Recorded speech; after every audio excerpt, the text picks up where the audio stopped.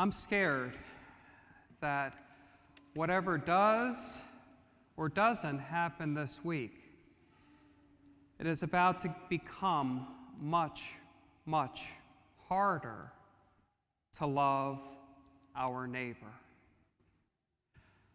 But Jesus makes himself crystal clear that the way God wants us to love him is by loving our neighbor no matter what.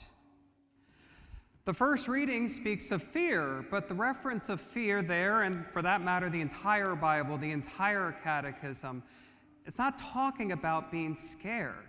Never did.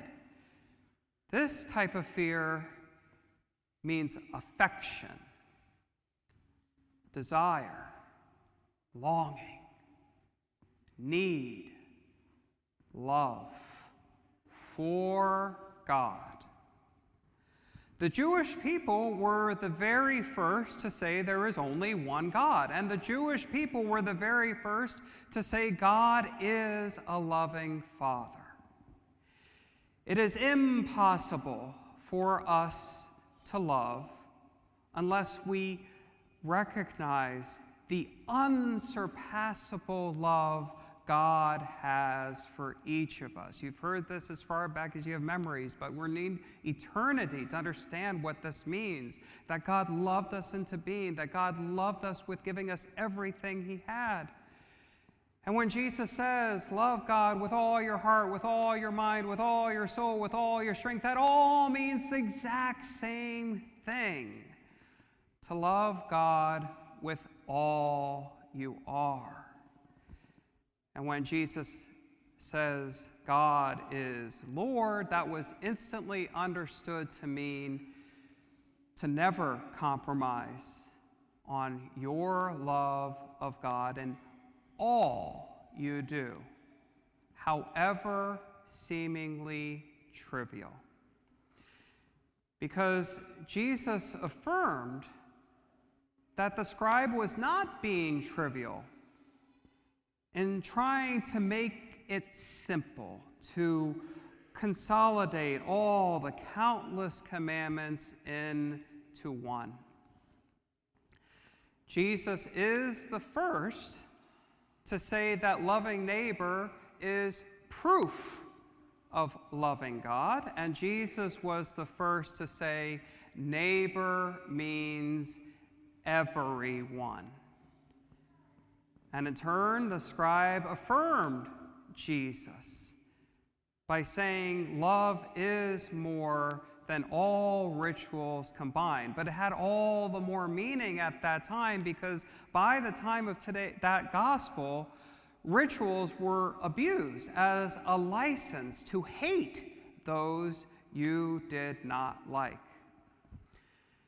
And when Jesus said, "You are not far from the kingdom of heaven," yes, that was further affirmation that the scribe had understanding. But it was the most sobering warning in the entire Bible that that scribe would forever lose heaven if he did not put that understanding into action. We are not far from saving this country. And we are not far from losing this country forever. This election is all about loving God and neighbor. And I'm going to put it in the most simple way I possibly can. One side will start to turn off the spigot of human misery. The other side will turn it all the way up, full blast, more misery than ever before, more abortion, more heinous assaults from a non-existent border, more corruption of children, more division among ourselves, more erosion of our freedom of speech, more erosion of our freedom of religion, more erosion of our freedom to protect ourselves, more inflation, more paralyzing regulations, more taxes, more tyranny, more war, more lives lost, more souls lost. More must be done.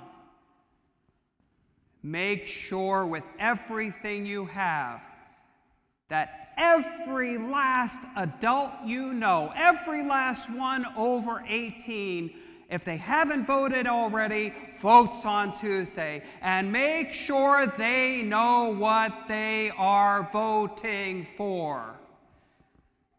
Yesterday, it was released in the news that the supermajority of one political persuasion still does not know the most satanic plans that will be implemented if that one side wins.